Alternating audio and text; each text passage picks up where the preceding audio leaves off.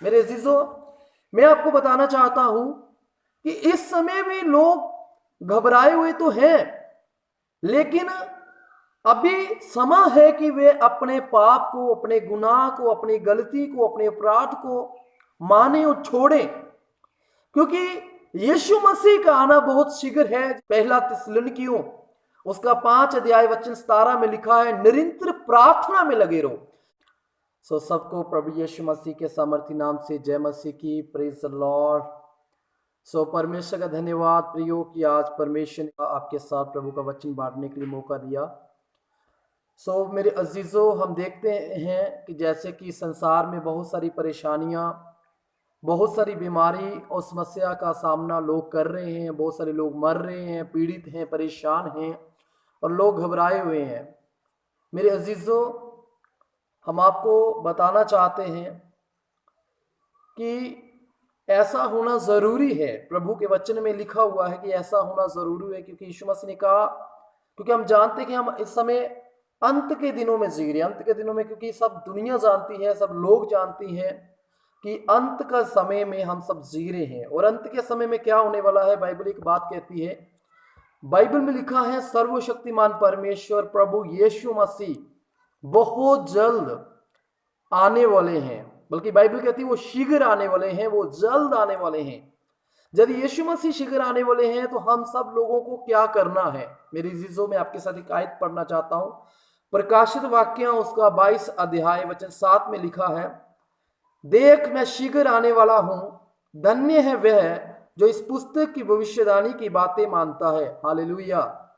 मेरे प्रियो, बाइबल में लिखा है कि परमेश्वर का दास यूहन्ना जब दर्शन को देखता है तो उसमें वो देखता है कि बाइबल में कि परमेश्वर कहता है, देख मैं शीघ्र आने वाला हूं। शीघ्र, परमेश्वर बहुत जल्द आने वाले हैं, यीशु मसीह बहुत जल्द आने वाले हैं। इसलिए ये जो बीमारी अभी कोरोना वायरस चल रही है, ये कोरोना वायरस अभी कुछ भी नहीं है। हम जानते हैं कि इससे भी बड़े बड़े अभी बीमारियां आनी हैं, अकाल पड़ने हैं, और जाति पर जाति चढ़ाई करनी है, और राज्य पर राज्य चढ़ाई करना है, और जगह जगह लड़ाइयां और अकाल, महामारी, भूखमारी, बहुत कुछ ये बातें होनी है।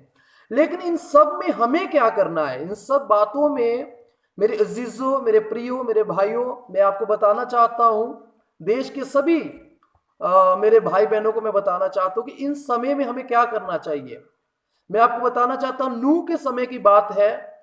नूह के समय में परमेश्वर ने नूह को कहा कि नूह, मैं जल प्रलय करने वाला हूं और सारी दुनिया को मैं खत्म करने वाला हूं, और क्योंकि इन्होंने मेरी दृष्टि में बहुत सारा पाप और बहुत सारा गुनाह किया है। और नूह ने कहा कि परमेश्वर ऐसा नहीं है। तो परमेश्वर ने कहा, मैं फिर भी इन पर दया करूंगा, मैं तुझे एक जहाज बताता हूं कि तू जहाज बना।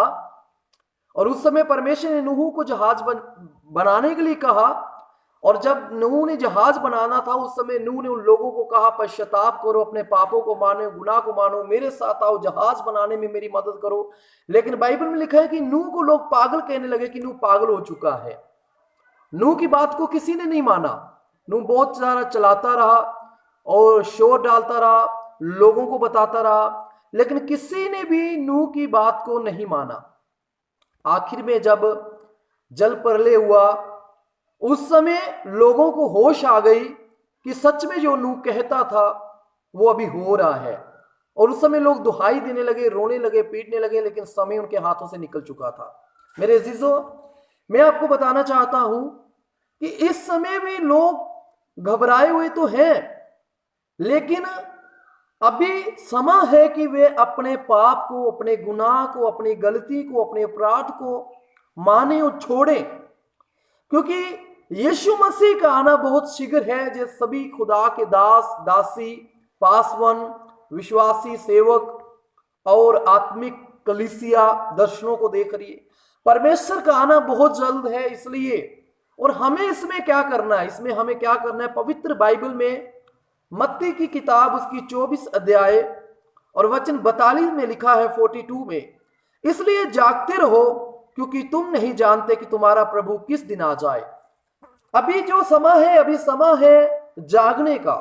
और किस में जागने का? मेरे अजीजों, ये वचन शरीर में जागने की बात नहीं कर रहा, ये वचन आत्मा में जागने की बात कर रहा है कि हमें आत्मा में जागने की जरूरत है, क्योंकि प्रभु का आना बहुत नजदीक है। यीशु मसीह बहुत जल्द आ रहा है। इसलिए हम अपने पाप को, अपने गुनाह और अपनी गलतियों को माने और उन्हें छोड़े और पश्चाताप करें और प्रभु यीशु मसीह को कहें कि प्रभु हम अपना जीवन तुझे सौंपते और हमें नया जीवन दे।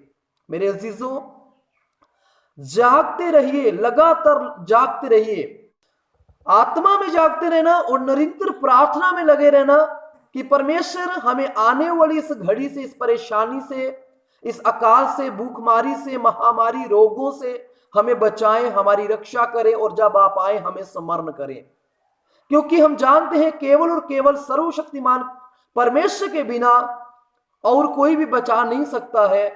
परमेश्वर ही है जो हम सबकी रक्षा और सहायता कर सकते हैं। और बाइबल में लिखा है, इफिसियों 5:14 में लिखा है, हे सोने वाले मुर्दों में से जी उठ। आज बहुत सारे लोग जीते जागते हुए भी मुर्दे के समान चल रहे हैं।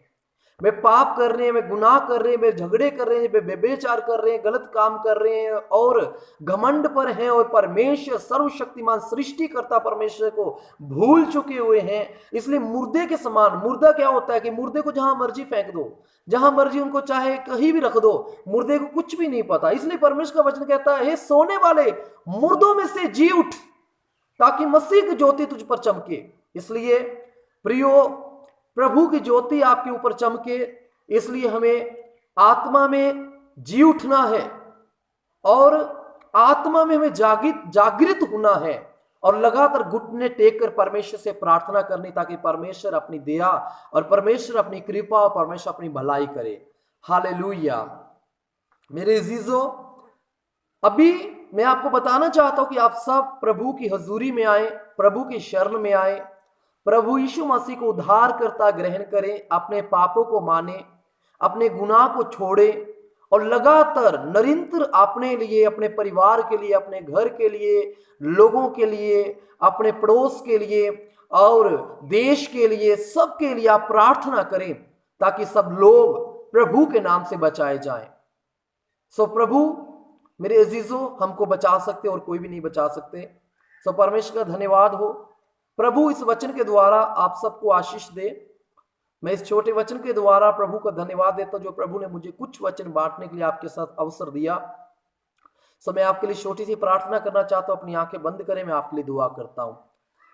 सर्वशक्तिमान अनुग्रहकारी प्रभु यीशु मसीह जी, मैं प्रार्थना करता हूं जितने भाई और बहनों ने, प्रभु नौजवान, बुजुर्ग, बच्चों ने प्रभु इस वचन को सुना है, प्रभु आज सच में हमें चौकस रहने का समय है, सावधान रहने का समय है और पूरी और मन में फिरने से तेरी ओर आने का समय है। प्रभु मेरे पिता, जितने भी लोग अपने घुटने टेक रहे, अपने पाप को अंगीकार कर रहे और तुझे उद्धारकर्ता ग्रहण कर रहे हैं, प्रभु पिता उनके पापों को माफ कर उन्हें अनंत जीवन दी। और खासकर ये जो कोरोना वायरस है प्रभु, ये सारा कोरोना वायरस सारे देशों को, सारे मुल्क को छोड़कर यीशु मसीह के नाम में चला जाए। इसे मैं नाश करता हूं, मैं इसे डिस्ट्रॉय करता हूं, यीशु नाम में मैं कैंसिल करता हूं प्रभु जी। और जो लोग प्रभु पीड़ित हैं, जो लोग रोगी हैं प्रभु, जो कोरोना वायरस से प्रभु पॉजिटिव आ रहे हैं, वो यीशु नाम में नेगेटिव उनकी रिपोर्टें आए प्रभु, वो चंगे हो जाएं और दिन पर दिन लोग चंगे होते चले जाएं और सब लोगों के प्रभु जुबान अंगीकार करे और घुटने तेरे सामने टिके और प्रभु तेरे नाम को महिमा मिले।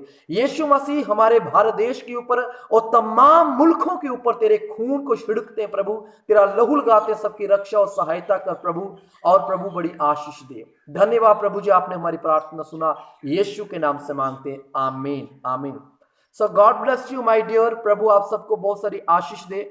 हम लगातार आपके लिए प्रार्थना कर रहे हैं। सो मैं चाहता हूं कि ये जो वीडियो है, इस वीडियो को ज़्यादा से ज़्यादा आप शेयर करें।